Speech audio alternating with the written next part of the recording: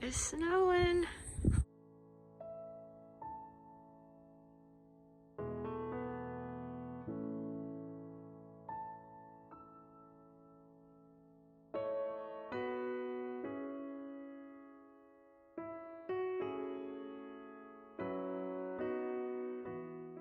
It is freezing cold in South Alabama. We had snow this morning. The sun's out now, but it's still pretty cold out here in the 30s. This morning it was in the 20s, and I believe it got down into the teens. So I had to bring my olive tree into my garden shed here. It can take it down to like 17 degrees on the olive tree, but I don't know how cold it actually did get. I know it was down in the teens, but it felt like 7 is what it said. So, I hope I didn't burn up my olive tree. Maybe not.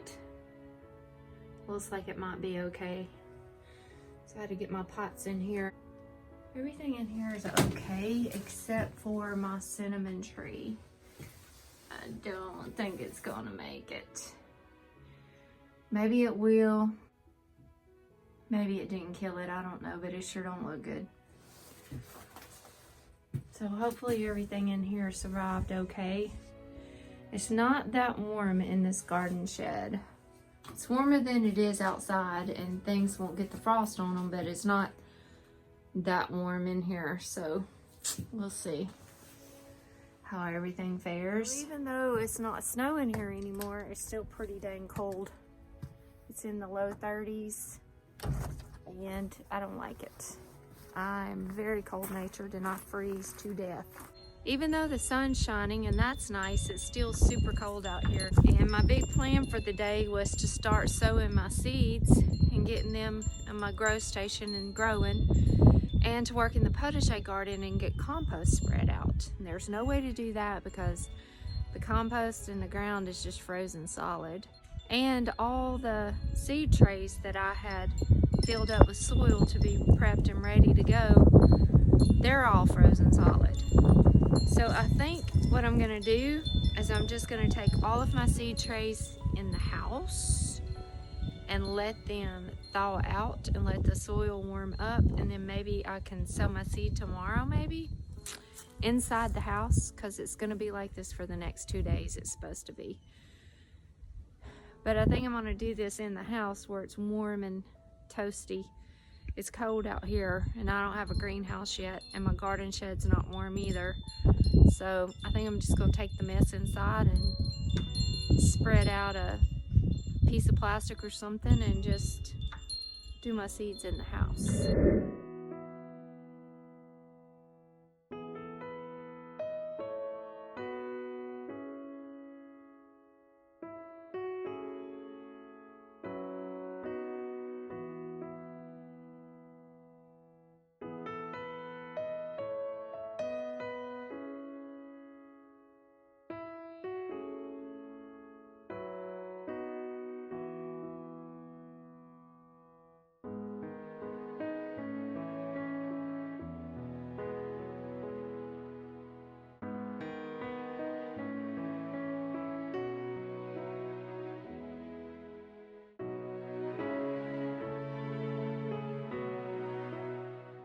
The soil that I'm using to start my seeds in is the Berger BM1 potting mix. We use this at Petals from the Past to start all of our seeds and to pot our plants up in. It's really good stuff. It is a mixture of sphagnum peat moss, perlite, vermiculite, and dolomitic and calcitic limestone. So it's a really good mixture, and holds moisture really well, and it comes in this, I get it in this compressed bale, so there's a lot of soil in this one bale of soil. It's really heavy too, so I have to back it up and maneuver it. But this bale costs, like retail, it's like $29.95, so that's what I paid for this, and it's really a lot of soil. And then I'm going to mix my Happy Frog. I love Happy Frog. I use Happy Frog for all my plants when I'm potting plants up. It is made by Fox Farm, and it's really good soil. It has, let me see. Let me tell you guys what all's in it. It is awesome. It has 0.30% nitrogen, 0.30% phosphate, 0.5% potash, and 1% calcium in it. And it's derived from earthworm castings, bat guano, oyster shell, and dolomite lime. I think I'm saying that right. But anyway, it also contains a lot of mycorrhizae fungi content and humic acid. So this stuff is awesome. It's organic, completely organic, and not only does it feed the plant, but it feeds the soil. So it's really good stuff. So I'm gonna mix this with my Berger potting mix.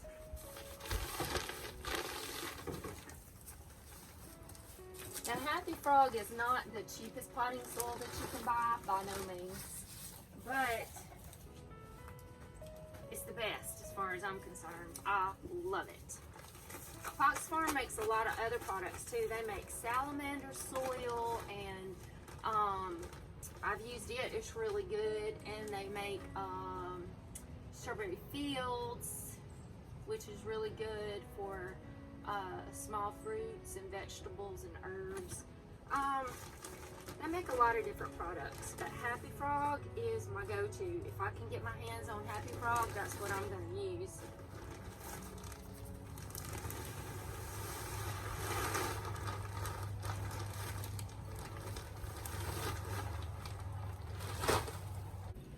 So I'm just going to mix this up really good.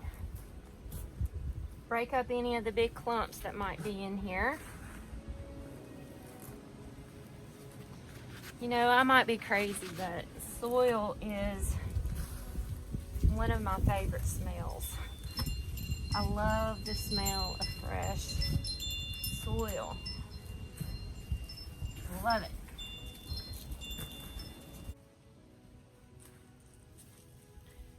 You know, there is just something so therapeutic about getting your hands in the soil and smelling it.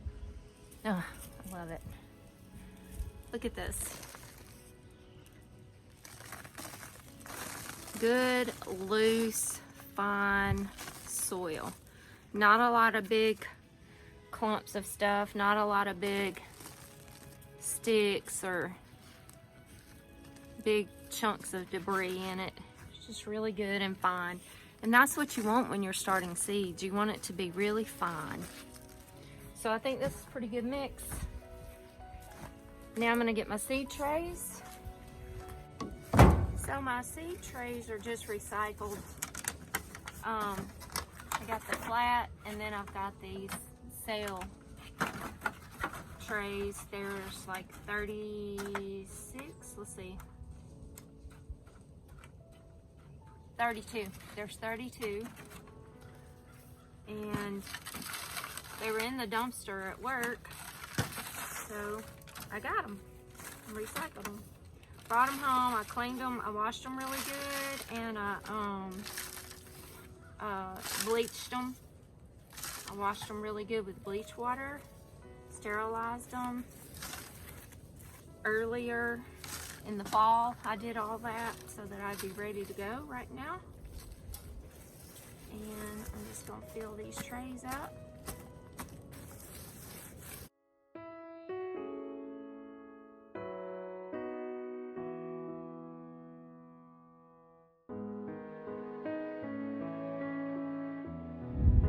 We set my little grow station up out here in the storage shed.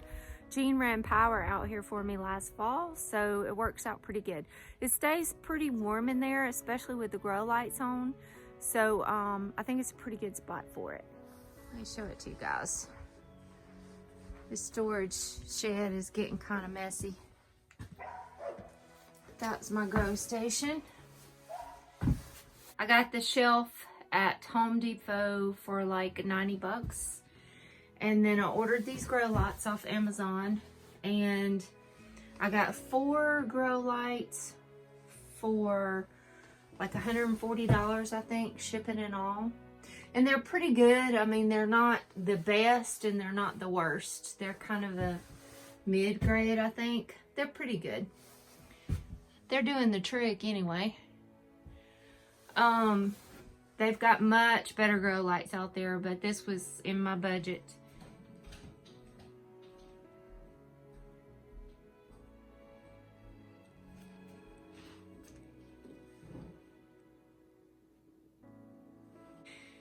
Then I ordered these trays from Greenhouse Megastore so they don't have drainage holes in them, and that way I can put my seed trays inside that tray and just bottom water, which works out pretty good. You can see down here. See, I'm just bottom watering, which really is better for the plant anyway. So those seed trays I ordered from Greenhouse Megastore. It was 20 of them for $40, shipping and all. That was pretty expensive. Mostly the shipping is what cost the most, but I needed them because you don't want to have your water draining through your plants onto your light that's under it. So we just hooked up all the lights to the shelf and it's working out really, really good. It can hold a lot more, but this is all I had going right now, so I just turned them sideways and they all get better light that way. I've got, these are Brussels sprouts, and let's see, I've got some cabbage going down here. They're doing good. I started some herbs, and none of those germinated, but it was old seed. But this Achillea millefolium germinated, the yarrow that has the most medicinal properties. And none of my peppers germinated. I think it's just too cold out here for those.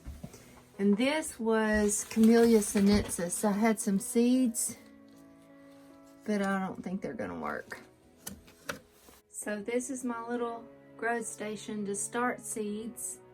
And then we're working on building a greenhouse so that when they get big enough, I can move it out to the greenhouse and let them continue and growing. But this is just to get the seedlings started. So for about $275, I got my little growth station going, and that's cool because that's a great way for me to start my seeds.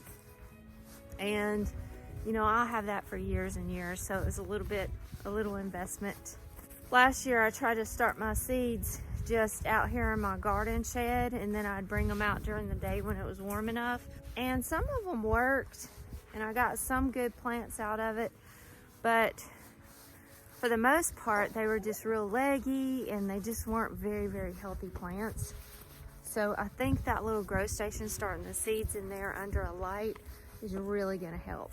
And then the next thing that we're trying to do is this greenhouse. This is our temporary greenhouse. We're making it out of cattle panels, and it's gonna be pretty good size. It's about 16 feet wide and about 16 feet long, so 16 by 16. I've got to order the plastic. I'm gonna order that from Greenhouse Megastore probably. I'm looking for the best deal. And we'll cover this with plastic, put a door on the front here and put a window on the back, and then we'll build some shelves inside of it. As soon as we can get this finished, then when my seedlings inside on the grow station get big enough and established, like those cabbages and kales really are now, then I can bring them out here and let them grow bigger in the greenhouse and get more established before they get transition to the garden. Now this greenhouse is a temporary greenhouse for us because the greenhouse I'm dreaming of is a glass house with stone rock around the bottom of it and just a beautiful, awesome greenhouse. That's what I'm dreaming of, and that's what I want in this spot right here. But it's going to be a little while before we can afford a greenhouse like the one I want. So we've decided just to build this temporary one here with the cattle panel trellises. And you know, I don't know, it may just be a year, it may be 2, maybe 3, maybe 4 years that I use this, but we desperately need a greenhouse right now to be able to do everything that we're doing, and we just can't afford the one that I really, really want yet. So this is our temporary greenhouse until I can get a big, beautiful glass and stone house sitting there. garden dreams. I'm gonna work on my seed potatoes here. It's time to plant potatoes here in Alabama. So in about mid-February, we usually try to get white and red potatoes in the ground. So whenever the ground warms up a little bit and thaws out past this freeze, then it's gonna be time to put these in the ground. They're GMO-free, organic seed potatoes. And let's look at them. This is red Norland.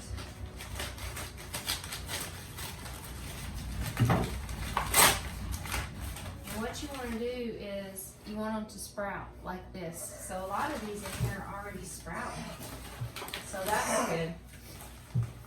We call that chitting the potatoes, C-H-I-T-T-I-N-G. And that just means letting the sprouts come out. And this sprout right here is actually where the vegetation starts growing from.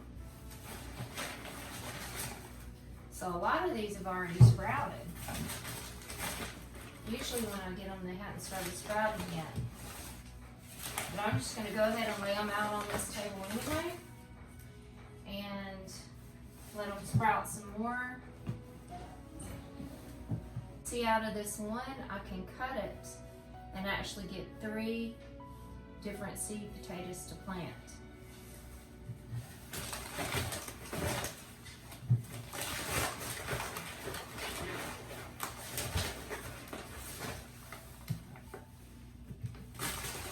But I like to lay them out in front of like a sunny window, and that way they'll get a lot of sprouts on them.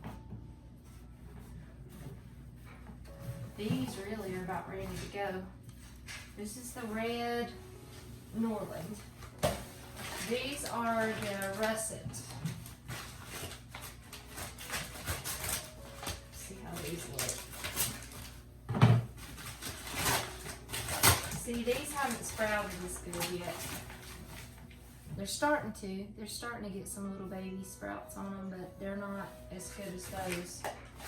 So I'm just going to put these out on this table.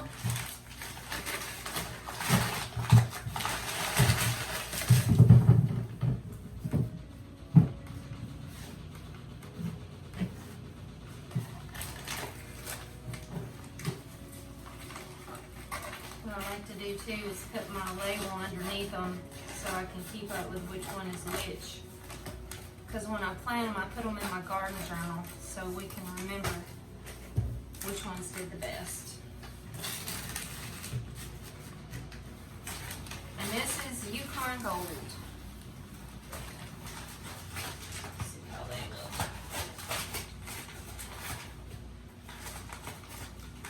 I'm going to be picking up some more. I just grabbed these at Tractor Supply the other day.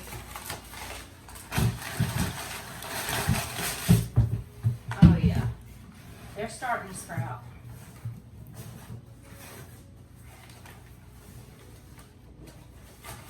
We're going to need a lot more potatoes than this.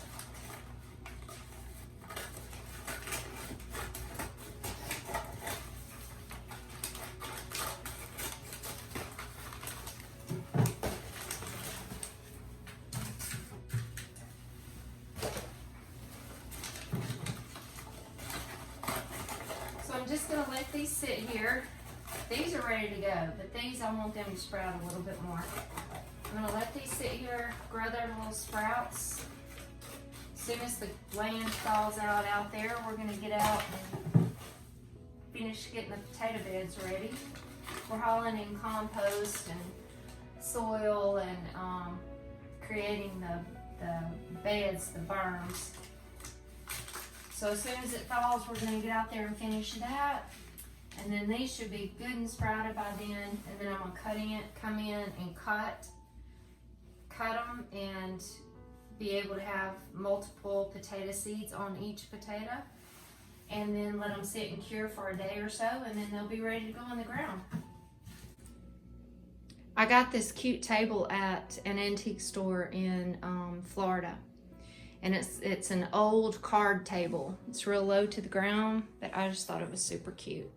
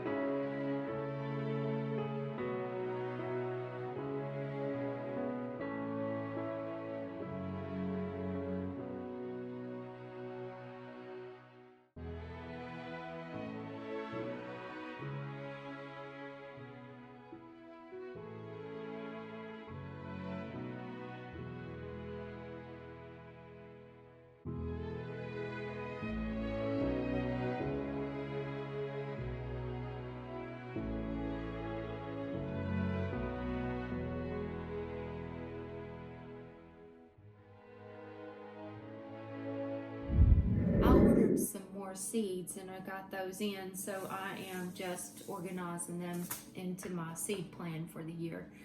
And just going through my seeds again and reading seed packets about the ones that I'm fixing to start sowing. I like to read the seed packets. You can get tons of information just by looking at your seed packets. But this is my seed plan for the year. And I did an in-depth video last year about how I organize this in my system. But basically what I do is I have it organized in here by sowing seeds indoors and then direct sow seeds outside. So what I do is I just get my dates together according to my last frost date. I figure out, when do I need to plant these seeds to be able to plant them outside in time. And I just write them on my little cards here, like January 15th, I sowed cauliflower, cabbage, peppers, and Brussels. And today I'm going to, which is February 15th, I'm going to sow lettuce, spinach, basil, marigolds, and some other herbs. So it just tells me on these little cards exactly what seeds I'm gonna sow, and these seeds are in here and organized and ready for me for the whole year. And then what I do is I take my day runner, which is what I live by. It has everything in here that I need to do and remember and everything else. And then I just write on there like February 15th, which is the day I'm sowing seeds. I just write on my day runner on February 15th, sow seeds. I don't have to write down what I've got to sow or anything like that. It just reminds me on this day I need to come to my box and see which seeds need to be sown that day, or right around that day. And then in my garden planner, this is my little seed sowing schedule. I don't know if y'all can see it good or not. But when I sow my seeds, I write them down in here. And my columns over here that I have are what seeds they are, the seed company. I like to keep up with which seed company it was, and my indoor start date, and days to germination, how many days it's supposed to take before the seed germinates. And then I've got germination rate, and I like to do that because I have a lot of old seeds that I'm going through and trying to use, and I like to compare my germination rate and compare that with the seed companies, and I'm just kind of getting a feel of which company I like the best. And then I've got on here date of maturity, and that's the date that I'm planning to put it in the garden, or that it should be ready to go in the garden. So that's kind of my seed plan. And to see how I do this and organize this, y'all go check out the video on that. I'll put a link to it above. But today I'm just going through my seeds and looking here. I've got some broccoli. I really should have already started this, but I didn't have any seeds, so I had to find some. So I'm gonna get that going. I've got a bunch of lettuces that I'm gonna get going. These are the ones that I'm planting now.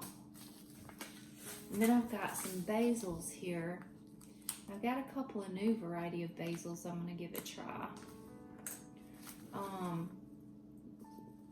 Tulsi basil, holy basil. I tried to get my hands on some last year and everybody was sold out, but I really want this for tea. This is more of a basil that everybody's using in teas, and I really want to add this to my herbal tea collection. So I've got my hands on a couple of these, and I'm super excited about that. I've got this new basil from Baker Creek that I want to try. It's called African Newnham, I think is how you say it. But this is actually like a cross between basil and oregano from my understanding. So I'm gonna give that a shot. That should be really good culinary. And another basil that I wanna give a try is called Schizoparilla. It is new to me, but this is a Japanese basil that the description of the flavor of it is a combination of cinnamon, mint, clove with overtones of cumin. So I don't know, that just sounded really good to me. So I'm gonna give this one a try. And then of course I've got my normal, you know, Italians and purple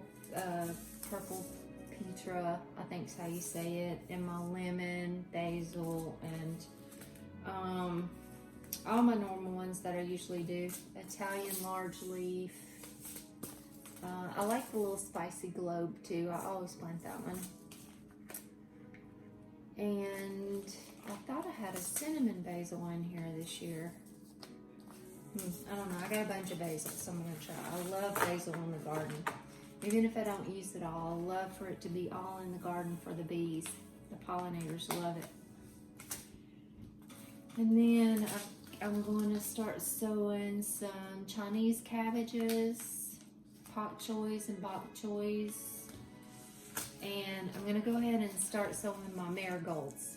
I want to get a bunch of flats marigolds going because I like to companion plant these and use these all throughout my garden. And my carrots, now it's still a little bit too early to direct sow the carrots in the ground, I think. But, and everybody says not to do this, that carrots do not transplant well at all, and you shouldn't start them indoors, that you should just direct sow them outdoors. And that's what I've always done, and I have a hard time getting my carrots to germinate. They just aren't doing well for so many different reasons. They don't get enough water. It's too hot in the fall when I'm trying to sow them, and there's just all different kinds of reasons. But I'm just gonna take one pack of these and just experiment and sow some in my little bitty cell pack seed trays.